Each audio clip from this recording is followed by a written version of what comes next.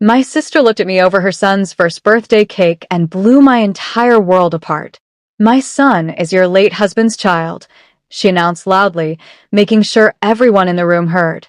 "And as his inheritance, I'm taking half of your $800,000 house." The room fell completely dead silent. My hands began to shake, and my vision blurred as she proudly slapped a legal-looking will onto the table. Everyone at the party stared at me, expecting me to burst into tears, scream, or completely lose my mind. My sister smirked, convinced she had just delivered the ultimate, life-destroying blow. But instead of crying, I took a deep breath, looked her straight in the eyes, and had to force myself to hold back an absolute explosion of laughter. She didn't know it yet, but her greedy trap had just sprung on herself. Follow my story until the end to see why. My name is Lisa, and at 28 years old, I found myself navigating a nightmare I never could have anticipated. Just 3 months ago, my world completely shattered when my husband, Ethan, was taken from me in a sudden, tragic car accident.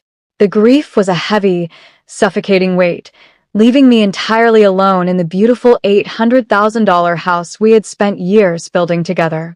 Every corner of that home held a memory, and honestly, just getting out of bed each morning felt like climbing a mountain. But family is supposed to be your anchor during times like these, right? That's what I kept telling myself when my sister, Chloe, invited me over for her son's first birthday party. I didn't want to go. I wanted nothing more than to hide under my blankets and mourn in peace. Still, I forced myself to put on a brave face, dress up, and walk through her front door, believing that surrounding myself with family would help heal my broken heart. Before we reveal the shocking trap waiting for me behind that door, comment below with a city you're watching from so I can see how far Lisa's journey reaches. As I walked into the party, clutching a small wrapped gift, the room was filled with the bright sounds of children laughing and music playing. But the moment Chloe locked eyes with me, the atmosphere subtly shifted.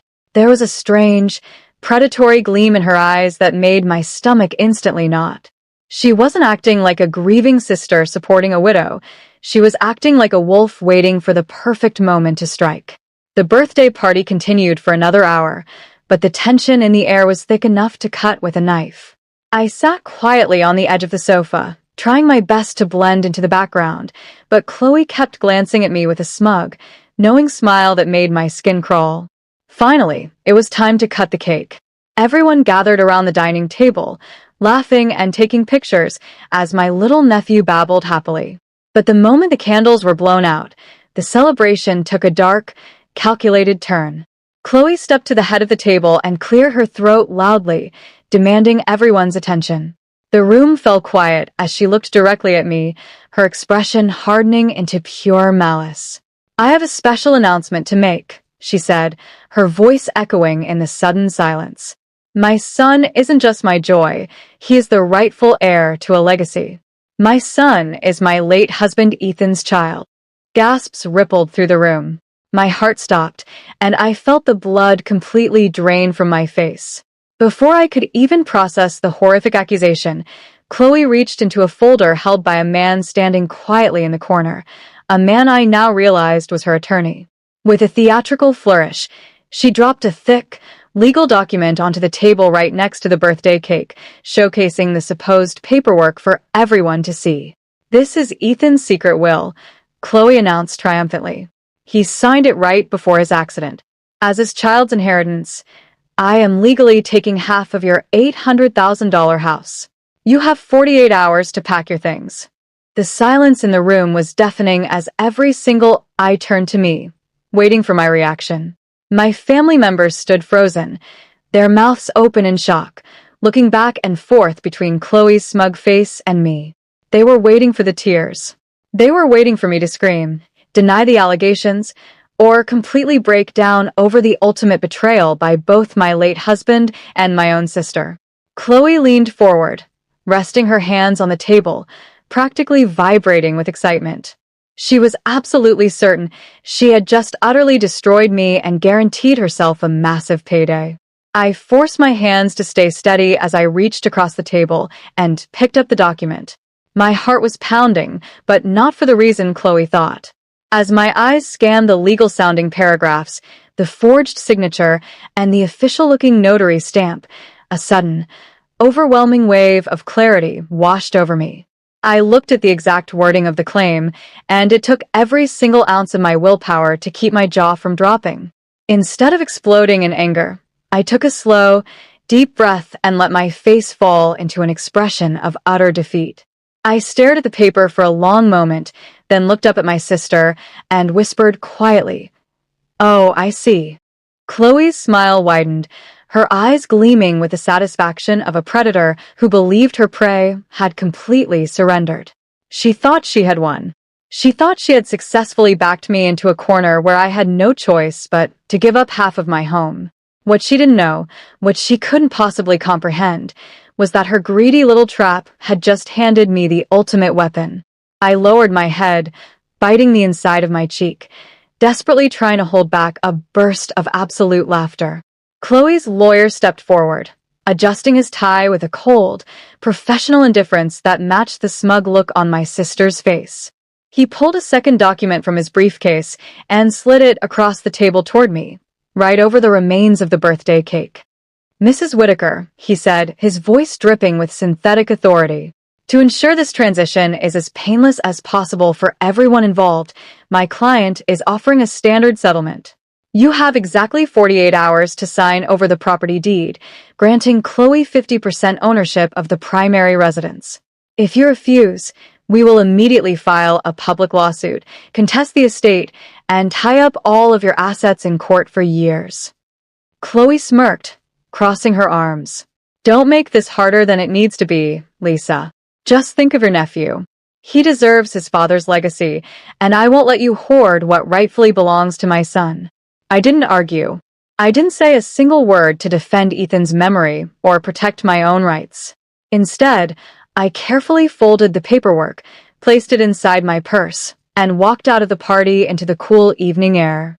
When I arrived back at my empty, quiet house, the silence was overwhelming. I sat alone in the living room, looking around at the walls Ethan and I had painted together, pretending to be the panicked, grieving widow they expected me to be. But beneath that calm facade, my mind was racing. I picked up my phone and dialed the one person I knew I could trust implicitly, my estate attorney, David. "David, we need to meet first thing tomorrow morning," I said. "My sister just tried to spring a trap, and I need you to help me snap it shut." The next morning, the sun streamed through the windows of David's office, but the atmosphere inside was intense and focused. I sat across from him, watching his face darken as he carefully read through the fraudulent will and the aggressive settlement papers Chloe's lawyer had handed me at the party. David shook his head, a look of profound disgust crossing his features. "Lisa, this signature is a clumsy forgery, and the notary's stamp looks highly suspicious," he said, leaning forward. "We can easily contest this in court, but it will take time, and a public battle will be incredibly stressful for you during your period of grief." I leaned back in my chair, a calm, steady smile spreading across my face. "David, we aren't going to drag this out in a long court battle," I said quietly, "because I have a piece of information that makes this entire claim completely impossible. And it's a secret, Ethan, and I kept entirely private from the rest of the family."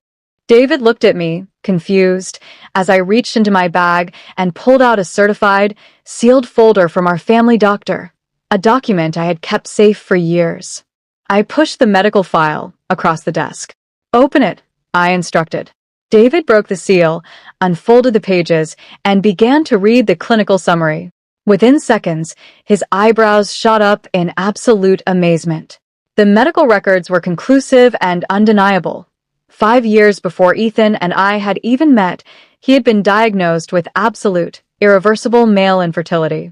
It was physically, biologically impossible for him to ever father a child.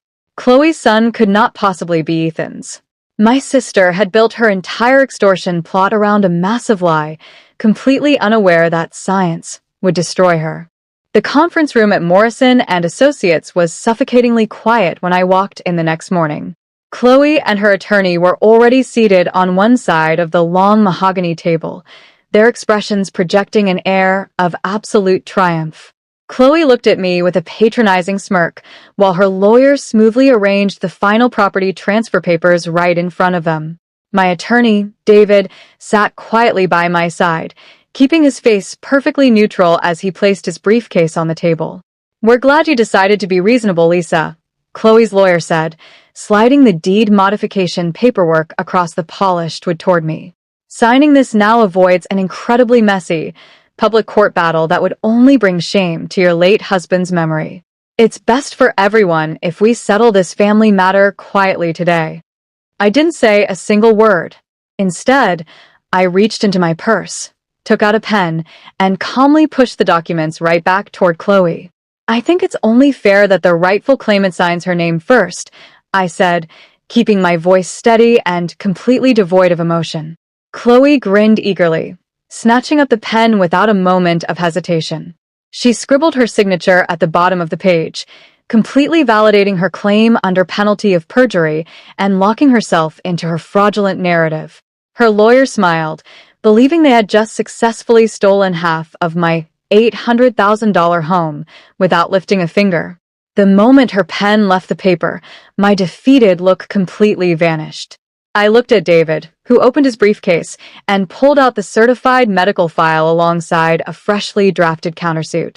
We slammed them down on the table, right in front of Chloe.